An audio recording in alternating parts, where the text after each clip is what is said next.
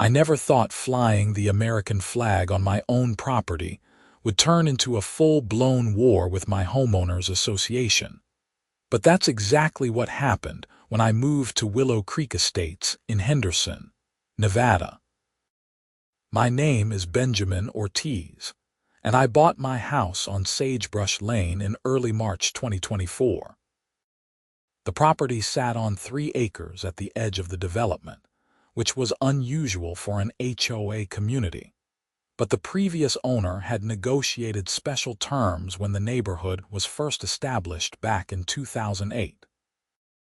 Most of the other homes sat on standard half-acre lots, but mine came with significantly more land because it included an old artesian well that had been drilled in the 1950s, long before any of the modern development existed. The well was still functional, though I had city water running to my house like everyone else. The previous owner, an elderly man named Harold, had mentioned during closing that the well still produced excellent water and that a few neighbors had approached him over the years about accessing it during drought conditions. Nevada summers could be brutal, and water restrictions were common. I didn't think much of it at the time. I moved in on a Saturday morning with help from my brother Miguel and a couple of friends. The house was a modest 3-bedroom ranch style with a detached garage and a decent-sized workshop that had sold me on the place. I worked as a freelance machinist and needed space for my equipment. By Sunday afternoon, most of my stuff was unpacked, and I decided to put up my flagpole. The flagpole was a 20-foot aluminum pole that I had owned for years. I had flown the American flag at my previous home in Boulder City without any issues. I spent Monday morning cementing the base near my front walkway, making sure it was secure and level. By noon, Old Glory was flying proudly in the desert breeze, and I felt a sense of satisfaction looking at it. That satisfaction lasted exactly 3 days. On Thursday morning, I was in my workshop calibrating a milling machine when I heard aggressive knocking on my front door. I wiped the oil off my hands and headed inside. Through the window, I could see a woman in her mid-50s standing on my porch, arms crossed, her face pinched in what looked like permanent disapproval. She wore a beige pantsuit despite the 80-degree heat and had her blonde hair pulled back so tightly it probably gave her a headache. I opened the door. "Can I help you?" "I certainly hope so," she said, her voice sharp enough to cut glass. "I'm Patricia Winthrop, president of the Willow Creek Estates Homeowners Association. We need to discuss your flagpole." I glanced past her at the flag, which was snapping crisply in the wind. "What about it?" "You didn't submit the proper paperwork for approval before installation," Patricia said, pulling a folder from her oversized purse. According to Article 7, Section 3 of our CC and Articles, any exterior modifications, including flagpoles, require written approval from the Architectural Review Committee before installation. I leaned against the doorframe. "It's the American flag." "That's irrelevant," she said. "The process exists for a reason. You need to submit Form ARC-4 with photographs, specifications, and a site plan. The committee meets on the 3rd Tuesday of each month. You can present your request then." "The flag's already up," I said, "and I'm not taking it down." Patricia's lips thinned even further. "Mr. Ortiz, I understand you're new to the community, but rules exist for everyone's benefit. They maintain property values and ensure neighborhood cohesion. It's the American flag on my own property," I repeated. "There are federal laws protecting the right to display the flag. The Freedom to Display the American Flag Act has specific provisions," Patricia said, clearly having prepared for this argument. "It doesn't override reasonable HOA restrictions regarding size, placement, and manner of display. Your flagpole is too tall according to our guidelines, which specify a maximum height of 15 feet. Yours appears to be approximately 20 feet. Appears to be, I said. It is 20 feet, and I'm not taking it down or filling out any forms. If you have a problem with the American flag, that says more about you than it does about me. Her face flushed red. This isn't about patriotism, Mr. Ortiz. This is about following community standards that everyone else manages to follow without issue. You have 10 days to remove the flagpole or submit it for approval through proper channels. If you fail to comply, fines will be assessed at $50 per day. Send me whatever paperwork you want, I said. The flag stays. Patricia's eyes narrowed. You're making a mistake. This association has successfully litigated against homeowners who refuse to comply with our covenants. I suggest you reconsider. She turned and marched back to her white Lexus SUV, which had a custom license plate reading HOA. I watched her drive away, then looked back at my flag. The whole conversation was absurd. I had served 6 years in the Marine Corps, and the idea that some power-hungry HOA president thought she could tell me I couldn't fly my country's flag made my blood boil. The following Tuesday, I received a certified letter outlining the violation and the fine schedule. I tossed it in my desk drawer and forgot about it. The flag kept flying. 2 weeks later, I got another letter indicating that I now owed $700 in fines. I still didn't respond. Patricia tried calling twice, but I let it go to voicemail. Her messages became increasingly irritated, warning about liens and legal action. I probably should have taken it more seriously, but I was busy with work. A local manufacturing company had contracted me for a series of custom parts, and I was pulling 12-hour days in my workshop. The flag flew, Patricia fumed, and life went on. Then, on a scorching Tuesday in late June, I came home from picking up supplies to find my water didn't work. I turned on the kitchen faucet and got nothing. I checked the bathroom. Nothing. I went outside and tried the hose connection. Still nothing.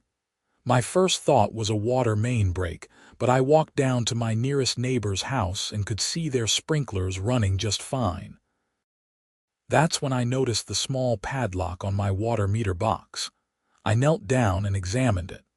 The lock was new, and attached to it was a small laminated tag that read, "Water service suspended per HOA violation enforcement contact, Patricia Winthrop." For a moment, I just stared at it, not quite believing what I was seeing. They had actually locked off my water supply. I pulled out my phone and called the Henderson Water Department. "Henderson Water, this is Carol speaking." "Hi, my name is Benjamin Ortiz. I live at 2847 Sagebrush Lane, and someone has put a lock on my water meter. My service is completely shut off." "Let me pull up your account," Carol said. I heard typing. "Okay, Mr. Ortiz, I'm showing your account is current with no service issues on our end. If there's a lock on your meter that wasn't placed by the city, can someone just put a lock on a water meter?" "No, sir, that would be illegal. Only authorized city personnel can access water meters. If someone else has tampered with it, that's a criminal matter. You should file a police report." I thanked her and hung up, then immediately called the Henderson Police Department. An officer named Rodriguez arrived within 40 minutes. He was in his early 30s, professional and thorough. I showed him the lock and the tag. "This is a property crime," Officer Rodriguez said, photographing the lock. "Whoever did this is interfering with utility service, which is illegal in Nevada. Do you know who Patricia Winthrop is?" "My HOA president," I said. "We've been having a dispute about my flagpole." I explained the situation, and Rodriguez's expression grew more serious. "HOAs can't shut off utilities. They have specific legal remedies available through the courts, but this isn't one of them. I'm going to file a report. You'll need to cut this lock off to restore your service. which you're legally allowed to do since it was illegally placed. I'd recommend installing a security camera if you don't have one already. Rodriguez took my statement, gave me a case number, and said he'd follow up with Patricia Winthrop. After he left, I grabbed my bolt cutters from the workshop and removed the lock. Water service restored immediately. I went to Home Depot that evening and bought 2 wireless security cameras, mounting one facing my water meter and another covering my flagpole and front yard. The next morning, I received a furious call from Patricia. "How dare you involve the police?" she shrieked before I could even say hello. The officer who came to my house was incredibly rude and accusatory. "I'm the victim here, not you. You locked off my water supply," I said calmly. "That's illegal. I did no such thing. I authorized our property management company to take enforcement action regarding your ongoing violations. If they overstepped, that's on them, not me. But you still owe this association over $2,000 in accumulated fines, and if you don't pay immediately, we'll file a lien against your property." "File whatever you want," I said. "Touch my water again and I'll have you arrested." She made a strangled noise and hung up. I thought that would be the end of it, but I was wrong. On Friday, I checked my camera footage and saw a man I didn't recognize approaching my flagpole at 3 in the morning. He spent several minutes working on something at the base before leaving. When I went outside to check, I found that someone had poured concrete mix around the pole's base, clearly trying to make it impossible to remove without serious equipment. The cameras had caught everything, including a clear shot of the man's face and his vehicle license plate. I sent the footage to Officer Rodriguez, who identified the man as Carl Henderson, Patricia's husband. Rodriguez paid them another visit, and I later learned that Carl claimed he was helping by making the flagpole more stable, though he couldn't explain why he'd done it at 3 in the morning without permission. July arrived with temperatures exceeding 110 degrees. Water usage in the neighborhood spiked as everyone tried to keep their lawns alive. The city implemented Stage 2 water restrictions, limiting outdoor watering to specific days and times. That's when I started getting visits from other neighbors. The first was a man named Doug Riley who lived 3 streets over. He knocked on my door on a Wednesday evening looking uncomfortable. "Hi, I'm Doug," he said. "I know we haven't officially met, but I wanted to introduce myself. I also wanted to ask if you might be willing to help the neighborhood out with something." I invited him in and offered him a beer, which he gratefully accepted. "I heard you have an artesian well on your property," Doug said. "With these water restrictions, a lot of folks are worried about their yards dying. Patricia mentioned that the previous owner sometimes let people access the well during droughts. We were hoping you might consider doing the same." I took a long drink of my beer. "Patricia Winthrop asked you to come talk to me." Doug had the decency to look embarrassed. "She mentioned it at the last HOA meeting. Said it would be neighborly of you to share resources during tough times, but I'm asking on my own behalf too. My wife and I just spent $20,000 on landscaping last year. If it all dies, that's a huge loss." "Let me make sure I understand this correctly," I said. "Patricia has been fining me thousands of dollars over a flagpole, had someone illegally shut off my water, and now she wants me to give the neighborhood free access to my well." "When you put it that way, it does sound bad," Doug admitted. "Look, I don't know all the details of what's going on between you two. I try to stay out of HOA politics. I'm just a homeowner trying to protect my property investment." "I appreciate you being straight with me," I said, "but the answer is no. Patricia wants to make my life difficult over a flag. She can deal with dead grass like everyone else." Doug nodded slowly. "I get it. Can't say I blame you. For what it's worth, I think the whole flagpole thing is ridiculous. It's the American flag, for crying out loud. After Doug left, I did some thinking. The well sat in my backyard, housed in a small cinder-block structure that Harold had built in the 60s. I had inherited all the documentation about the well, including water rights, geological surveys, and maintenance records. The well tapped into an aquifer that ran deep below the property, and according to the paperwork, it produced about 20 gallons per minute with excellent mineral content. What I hadn't realized until I started digging through Harold's files was that several homes in Willow Creek Estates actually had legal easement access to my well. Back when the development was first built, there had been some issue with the city water connection timeline, and Harold had agreed to let the developer tap into his well temporarily to provide water to homes under construction. In exchange, Harold had negotiated to keep his 3 acres when the surrounding land was subdivided into smaller lots. The easement was supposed to expire once city water was connected, which happened in 2009. But I found paperwork showing that, during the severe drought of 2012, the HOA had approached Harold about reactivating the easement, and he'd agreed to let them run a secondary line from his well to a distribution point on the neighborhood's irrigation system. That agreement had never been formally terminated. More digging revealed something interesting. The distribution point was a junction box located just inside my property line, hidden behind some overgrown desert willows.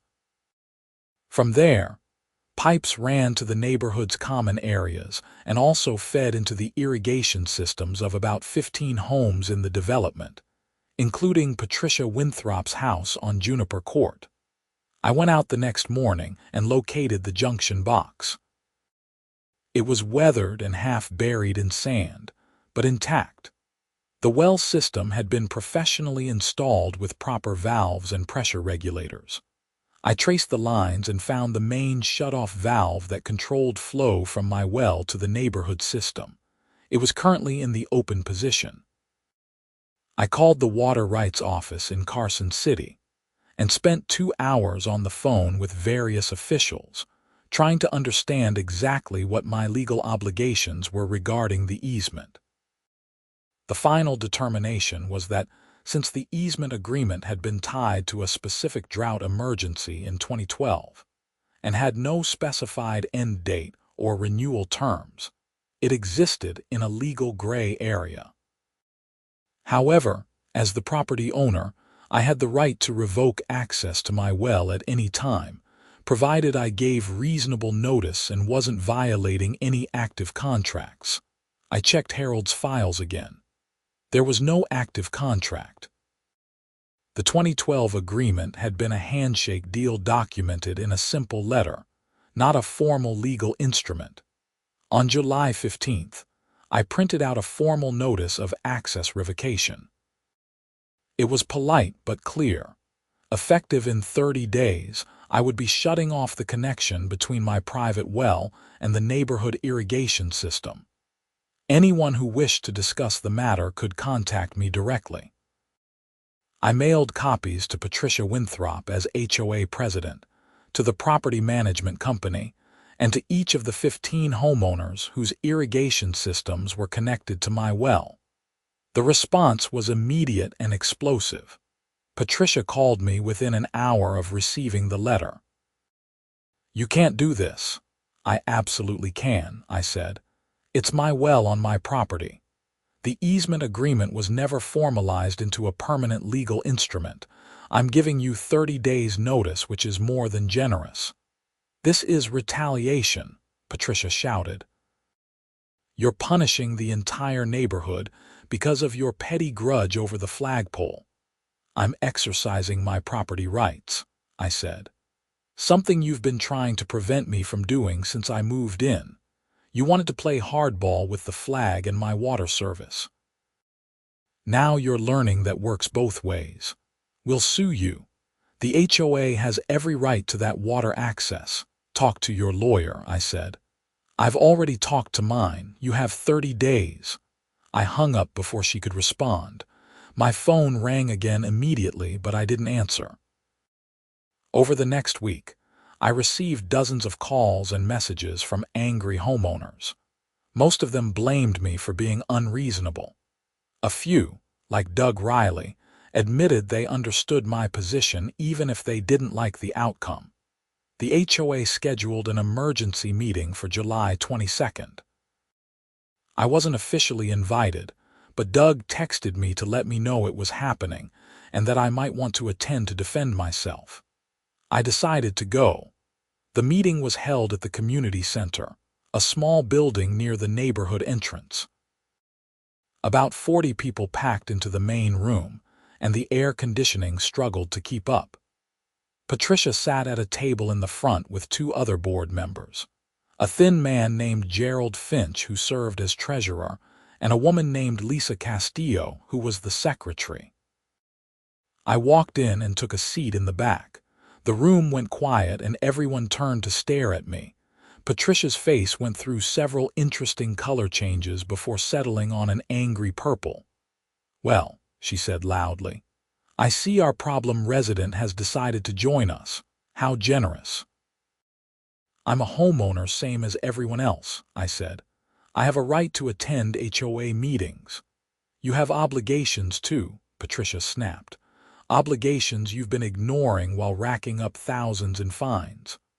"Why don't we discuss why those fines exist?" I said. "I flew an American flag, which is my federal right. You've been harassing me for months over it, even going so far as to illegally shut off my water supply." Murmurs rippled through the crowd. Apparently not everyone knew about that incident. "That was an unfortunate misunderstanding," Patricia said quickly.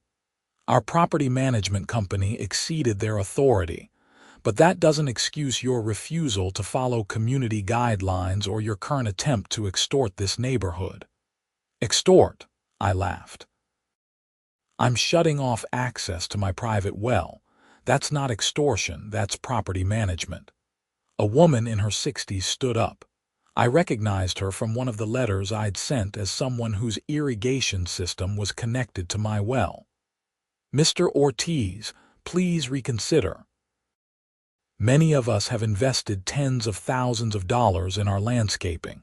Without access to that well water, especially during these restrictions, we're going to lose everything. Our property values will plummet. Then maybe you should be having this conversation with Patricia," I said. I tried to be a good neighbor. I flew a flag and she responded with harassment, fines, and illegal action against my utilities. Now she wants me to provide free water to the neighborhood. You can't have it both ways. Gerald Finch cleared his throat. "What if we dropped the fines? Would you reconsider shutting off the well?" Patricia's head whipped toward him. "Gerald, we are not negotiating with Patricia. Be quiet," Gerald said, surprising everyone. "We're facing a crisis here. 15 homes are about to lose their irrigation water in the middle of a record drought. Property values are absolutely going to crash if we have dead lawns and landscaping all over the neighborhood. We need to find a compromise." "There's an easy compromise," I said. "Drop all the fines, issue a formal apology, and never bother me about my flagpole again."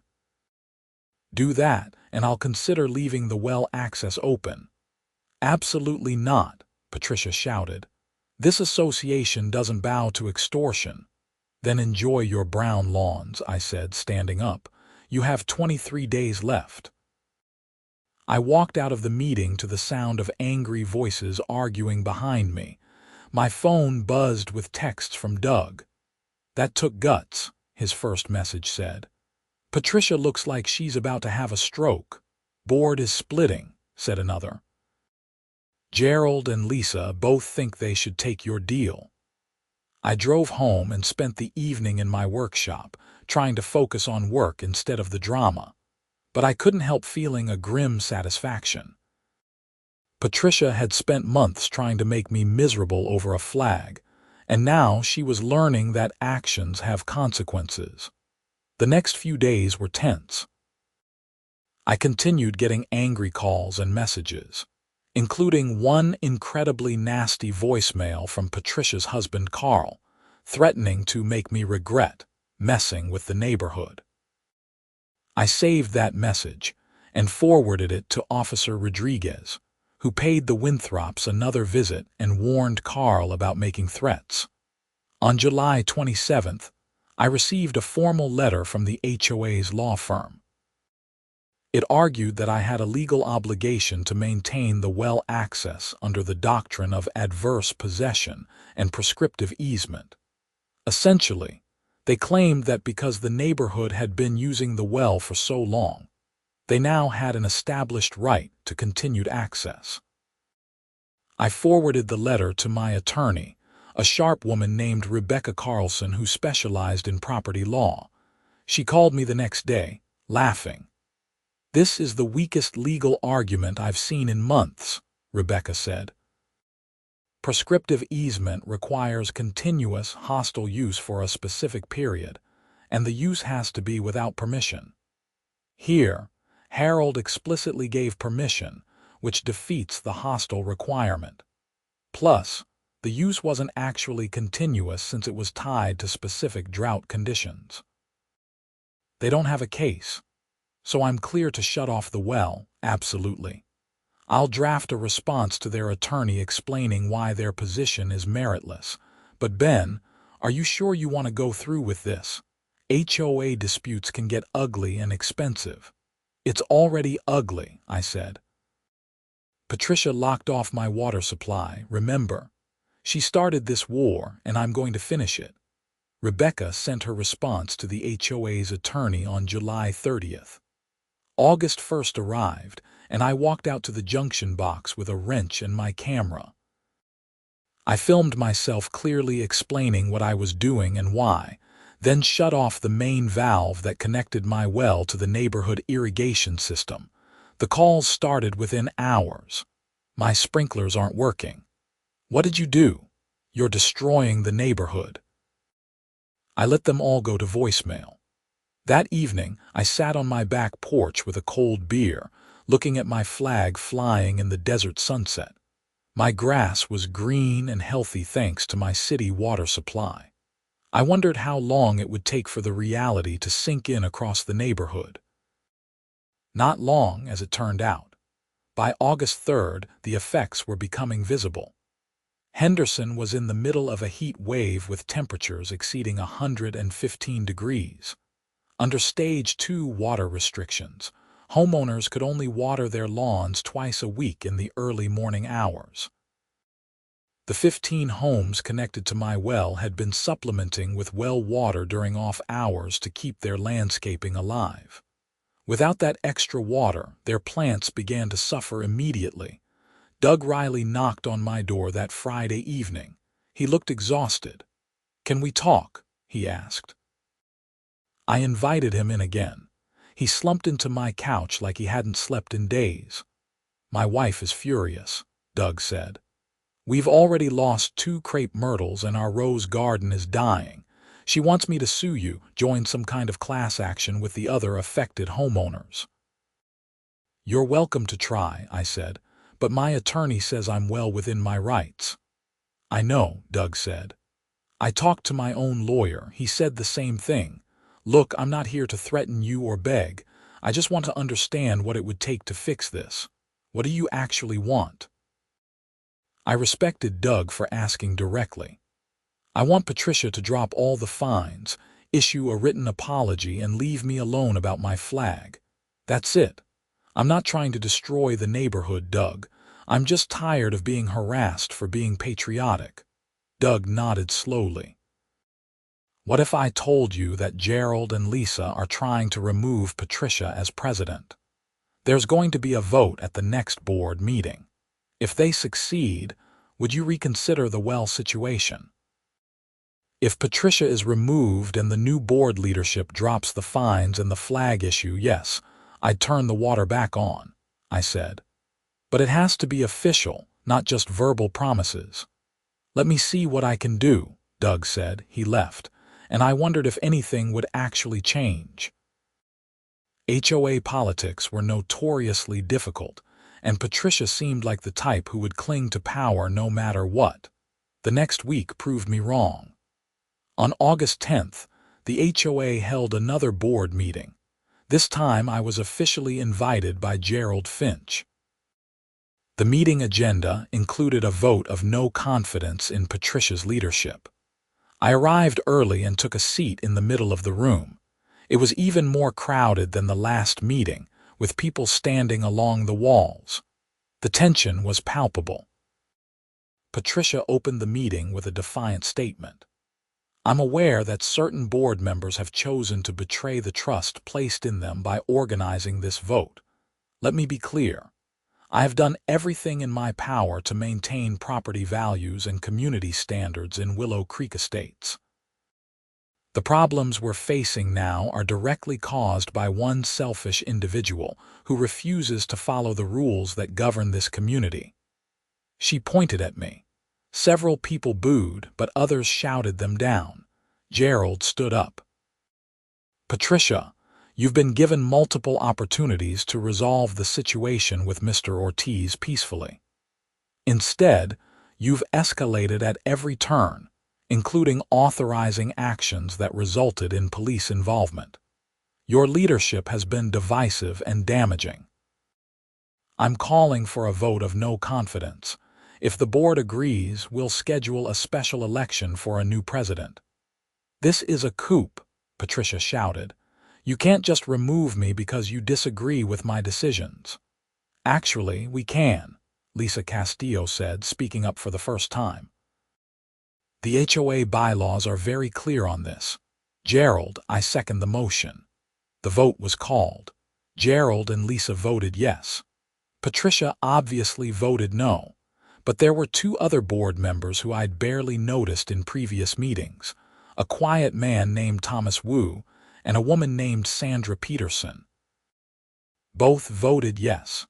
Patricia was removed from the board presidency by a vote of 4-1. The meeting erupted in noise. Some people cheered, others shouted in anger. Patricia sat frozen in her chair, her face pale with shock. Then she stood up, grabbed her purse, and stormed out of the community center without another word. Gerald assumed the role of interim president and immediately called for order. When the room quieted down, he looked at me. Mr. Ortiz, the board would like to propose a resolution. We will immediately terminate all fines related to your flagpole. Issue a formal written apology for the actions taken against you, and amend our architectural guidelines to explicitly allow American flags up to 25 feet in height. In exchange, we're asking you to restore access to your well for the affected homeowners. I also wanted in writing that the HOA will not pursue any future action regarding my flag, I said. And I want the assurance that if anyone vandalizes or interferes with my property, the HOA will support prosecution to the fullest extent. Agreed, Gerald said. We'll have the documentation prepared by our attorney and delivered to you within 3 business days. Will you restore well access once you have that documentation? I thought about it. Patricia was gone, and the new board seemed reasonable. The homeowners who were suffering because of my shutoff were largely innocent bystanders who'd been caught in the middle of a fight they didn't start. Yes, I said. Once I have the signed documentation, I'll turn the water back on. The room erupted in applause and relieved chatter. Doug Riley caught my eye from across the room and nodded in thanks. True to their word, the HOA's attorney delivered the documentation on August 13th. It was comprehensive. All fines terminated, a formal apology signed by the board, and updated guidelines that protected my right to display the American flag. There was even a clause stating that the HOA would maintain liability insurance to cover any damage to my well system resulting from the neighborhood's use of it. I signed the agreement and walked out to my backyard. The flag snapped in the hot wind as I opened the valve at the junction box. Water began flowing again to the 15 homes that depended on my well. Within days, sprinklers across the neighborhood came back to life. Green lawns slowly recovered. The crisis was over, but the story didn't end there. On August 20th, I was working in my garage when a Henderson police car pulled up. Officer Rodriguez got out with another officer I didn't recognize. "Mr. Ortiz, do you have a few minutes?" Rodriguez asked. "Of course." I set down my tools and wiped my hands. "We've been investigating the incident where your water was shut off," Rodriguez said. "We initially treated it as a misdemeanor property crime, but as we dug deeper, we discovered something more serious." The other officer, whose name tag read Morrison, pulled out a tablet and showed me several documents.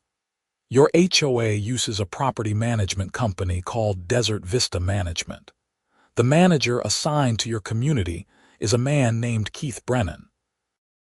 We've discovered that he's been running a side operation where he charges homeowners under the table for various services, including what he calls enforcement actions against problem residents. Patricia Winthrop paid him $500 to shut off your water," Rodriguez continued. "We found the Venmo transaction and text messages confirming it. That elevates this from simple property damage to conspiracy to interfere with utility services, which is a felony in Nevada." I let out a low whistle. "So Patricia committed a felony?" "She did," Morrison said. "We arrested Keith Brennan this morning. He's cooperating with the investigation and confirmed that Mrs. Winthrop specifically requested the water shutoff. We're here to let you know that we'll be arresting her later today." Given the prior incidents and the ongoing harassment, the district attorney believes there's a strong case. "What happens now?" I asked. "That's partly up to you," Rodriguez said. "You're the victim here. The DA will likely offer Mrs. Winthrop a plea deal, but your input matters in terms of sentencing recommendations. This could result in jail time, probation, fines, or community service." I thought about Patricia, her angry face and constant harassment. Part of me wanted to throw the book at her. But another part just wanted to move on with my life. "I want her held accountable," I said finally. "What she did was wrong, and people need to know they can't just break the law because they're on a power trip. But I'm not interested in revenge. If she takes responsibility and the DA thinks a fair punishment is appropriate, I can live with that." Rodriguez nodded. "That's fair. We'll keep you updated on the case." They left, and I went back to work, though I couldn't focus. A few hours later, Doug texted me. "Did you hear? Patricia got arrested. It's all over the neighborhood." The story spread quickly. By evening, I'd received a dozen messages from neighbors expressing shock, support, or both. Some people admitted they'd always thought Patricia was too aggressive, but hadn't realized she'd gone as far as paying someone to shut off my utilities. The criminal case moved forward over the following months. Patricia initially tried to fight the charges, claiming she'd just asked Keith to handle the situation and hadn't specifically told him to shut off my water. But the text messages were pretty clear, and Keith's testimony contradicted her version of events. In October, Patricia accepted a plea deal. She pleaded guilty to conspiracy to interfere with utility services and was sentenced to 2 years of probation, 400 hours of community service, and a fine of $5,000. She was also required to pay restitution to me for my legal fees and the cost of the security cameras I'd installed. Perhaps more significantly to Patricia, the conviction meant she was barred from serving on the HOA board. The special election in September had already replaced her with a retired teacher named Dorothy Mills, who ran on a platform of common sense enforcement and community cooperation. Keith Brennan, the property management company employee, got a harsher sentence because he'd been running his illegal enforcement scheme with multiple HOAs. He received 2 years in prison and hefty fines. By November, life in Willow Creek Estates had settled into a peaceful routine. My flag flew undisturbed. The neighborhood's landscaping had fully recovered from the drought crisis, and the HOA's new leadership focused on actual community improvements rather than petty enforcement. I was in my workshop on a cool Saturday morning when Doug Riley stopped by with a coffee and a smile. "I wanted to thank you properly," he said, handing me the coffee. "I know the whole well situation was complicated, but you could have just told everyone to pound sand. The fact that you were willing to work things out once Patricia was gone says a lot." "I was never trying to hurt the neighborhood," I said. "I just wanted to be left alone to fly my flag in peace." "Mission accomplished," Doug said. "Hey, a few of us are organizing a neighborhood barbecue next month. It's going to be at the community center. Dorothy thought it would be good for everyone to get together and actually be neighborly for once. You should come." "I'll think about it," I said. "Bring your flag if you want," Doug added with a grin. "Pretty sure nobody's going to complain." The barbecue happened on the first Saturday of December. It was a clear, pleasant day with temperatures in the 60s, perfect for outdoor gathering. I showed up with a 6-pack and my flag lapel pin, unsure what kind of reception I'd get. To my surprise, it was friendly. People thanked me for working with the HOA to resolve the well situation. Several veterans in the neighborhood approached me to talk about service and to express their support for my right to fly the flag. Dorothy Mills gave a short speech about community cooperation and moving forward together. Even Carl Henderson, Patricia's husband, approached me. He looked older and more tired than when I'd last seen him. "I owe you an apology," Carl said quietly. "Patricia and I are separating. The arrest and everything that came after made me realize how toxic her need for control had become. The things she did to you were wrong, and I'm sorry I went along with some of it." "I appreciate you saying that," I said. "How's she doing?" Carl shrugged. "Community service mostly. She volunteers at a food bank now, which she hates. But maybe it's good for her to be on the other side of things for once. Anyway, I just wanted you to know that not everyone in the Winthrop family is terrible." He walked away before I could respond. I felt an unexpected twinge of sympathy. Patricia had brought her problems on herself, but watching a marriage fall apart was still sad. As the sun set that evening, I stood in my backyard, looking at my flag illuminated by the spotlight I'd installed at its base. The fabric moved gently in the desert breeze, red and white and blue against the darkening sky. I thought about the past 9 months, from the day I'd first put up the flagpole to now. It had been exhausting and frustrating and occasionally frightening, but it had also been important. Not because of the flag itself, exactly, but because of what the flag represented.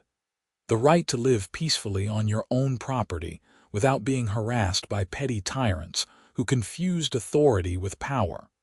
Patricia had learned a hard lesson about what happens when you push people too far. The HOA had learned about the importance of reasonable leadership and cooperation. And I'd learned that sometimes standing your ground, even over something as simple as a flag, mattered more than taking the easy path. The well behind me hummed quietly, its water flowing through underground pipes to nourish lawns and gardens across the neighborhood. It felt good to share that resource now that it was a choice rather than an expectation, cooperation rather than coercion. My phone buzzed with a text from my brother Miguel.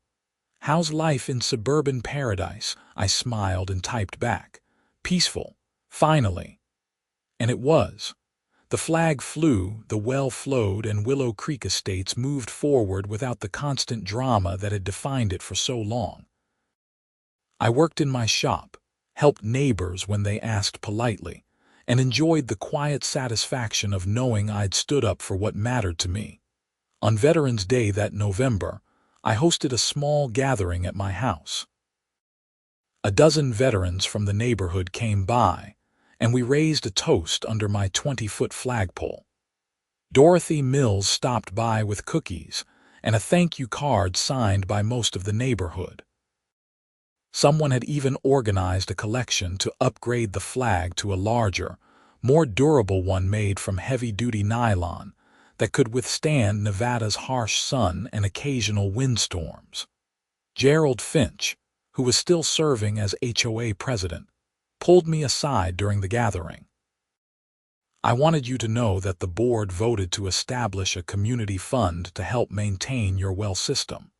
Since we're all benefiting from it, it seemed only fair that we contribute to upkeep and any needed repairs. We're setting aside $5,000 annually. It'll be managed separately from HOA dues, and you'll have full control over how it's spent on well maintenance." I was genuinely touched. "That's more than fair, Gerald. Thank you." "It's us who should thank you," he said. "You could have salted the earth after everything Patricia put you through. Instead, you gave us a chance to do better. That means something." As the gathering wound down and people headed home, I sat on my porch steps watching the sun set over the mountains west of Henderson. The flag above me caught the last golden rays of sunlight, glowing like it was lit from within. I thought about all the men and women I'd served with in the Marines, the ones who'd made it home and the ones who hadn't. Flying this flag wasn't just about my rights or my property, or winning an argument with an HOA. It was about honoring something bigger than myself, and refusing to be bullied out of expressing that. Patricia had tried to use rules and regulations to control something that couldn't be controlled. The basic American right to show respect for your country on your own land. In the process, she'd lost everything she'd tried to protect: her position, her reputation, her marriage, and her freedom. The irony wasn't lost on me. By trying to lower my flag, she'd raised awareness about how HOAs could abuse their power. By shutting off my water, she'd ended up in handcuffs. By refusing to compromise, she'd forced the neighborhood to choose between her authority and common sense, and they'd chosen wisely. As for me, I got my peaceful life back. The workshop hummed with projects. The well provided water to neighbors who'd become friends, and the flag flew 24 hours a day, properly illuminated according to flag code. Sometimes, I'd see Patricia's white Lexus driving through the neighborhood. She'd sold the house on Juniper Court, but apparently still lived somewhere nearby. We never made eye contact, but I didn't bear her any ill will anymore. She'd paid for her mistakes, and I hoped she'd learned something from the experience. Doug Riley became one of my closest friends in the neighborhood. We started a weekly poker game that rotated between houses, and his wife Maria made sure I never missed a holiday meal now that I was living so far from my own family. She'd even set me up on a blind date with her cousin, though that hadn't worked out beyond a friendly dinner and some laughs. The best moment came in early December when a young family moved into the house 3 doors down from me. They had 2 small kids and a golden retriever. I watched from my porch as they unloaded the moving truck and noticed the husband pull out a flagpole identical to mine. I walked over to introduce myself. "Welcome to the neighborhood. I'm Ben." "Thanks. I'm David. This is my wife Emily. We're excited to be here." He gestured at the flagpole. "I served in the Army. Planning to put this up tomorrow. The HOA won't give me grief about it, will they? The realtor said something about the neighborhood being strict." I couldn't help but smile. "You're fine. Trust me, that's one battle the HOA won't fight anymore." If you need any help installing it, let me know." David looked relieved. "That'd be great, actually. I've never mounted one of these before." We spent Sunday morning cementing his flagpole in place. By noon, 2 American flags flew on Sagebrush Lane, snapping side by side in the Nevada wind. Emily brought out lemonade, and we sat in their garage chatting while the kids played in the yard with the dog. "What made you move to Henderson?" I asked. "I got a job at the VA hospital," David said. "Emily's from here originally, so it felt like coming home for her. We wanted a place with good schools and a sense of community." "You found it," I said. "Just took us a while to remember what community actually means." As I walked back to my house that evening, I looked at both flags flying proudly in the dusk. A year ago, I'd been a Marine Corps veteran living in Boulder City with no idea I was about to get into a war with a homeowners association.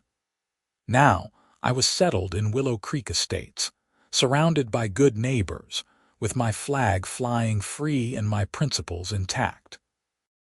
The well continued to hum in my backyard, sharing its water with the community.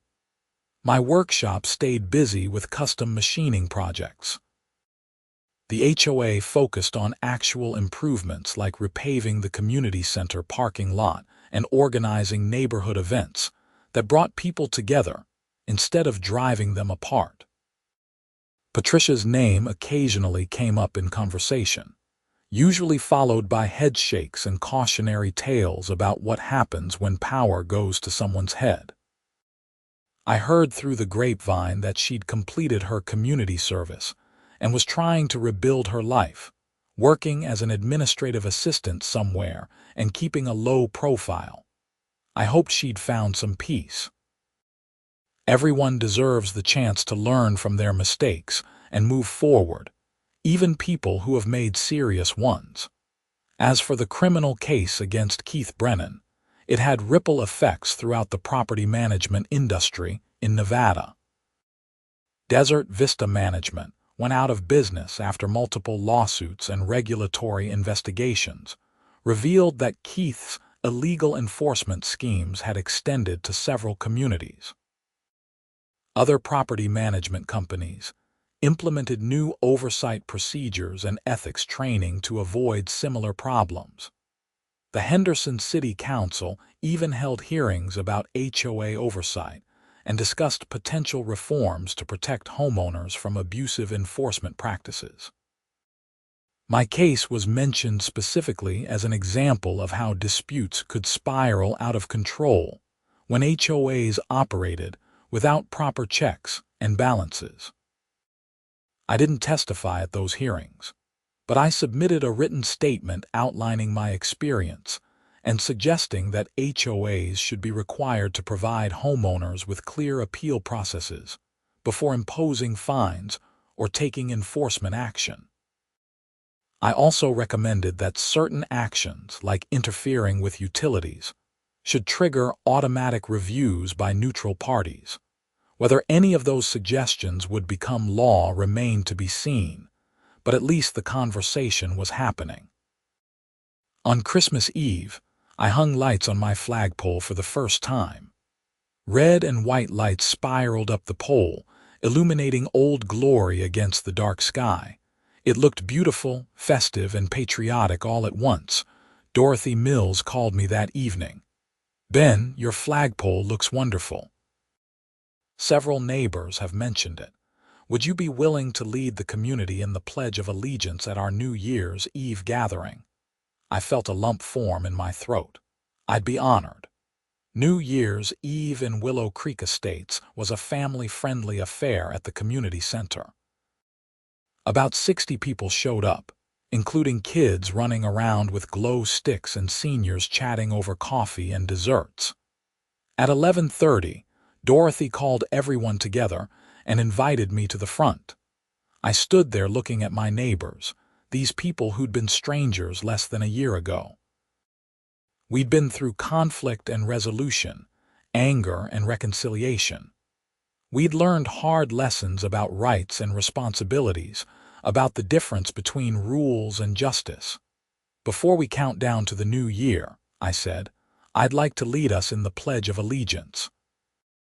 If you're able, please stand." Everyone stood. Hands went over hearts. I glanced outside through the window and could see my flagpole lit up 3 streets away, the flag waving gently. "I pledge allegiance to the flag of the United States of America, and to the republic for which it stands, one nation, under God, indivisible, with liberty and justice for all." The words echoed through the community center, voices joining together. In that moment, we weren't an HOA board and homeowners. We weren't people who'd fought over water and fines and regulations. We were just Americans, standing together under the same flag, working toward the same goal of building a community worth living in. The countdown to midnight began. 10, 9, 8. I thought about everything that had happened since I'd moved to Henderson. The conflict, the resolution, the friendships forged through adversity. The flag that kept flying no matter what obstacles were thrown in its path. 3, 2, 1. Happy New Year.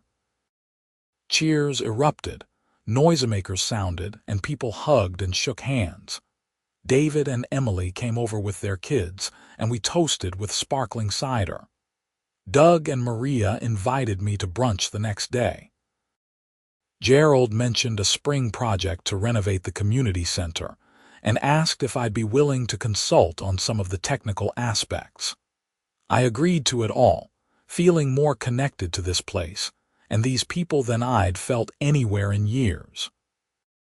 As I walked home after the celebration, the new year just minutes old, I stopped in front of my house and looked up at the flag.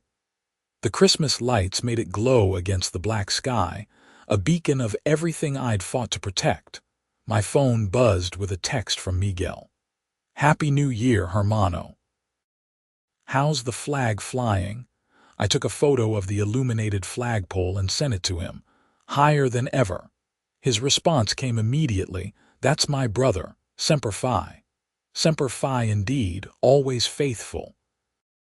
To the flag, to the principles it represented, to the fight worth fighting even when the odds seemed impossible.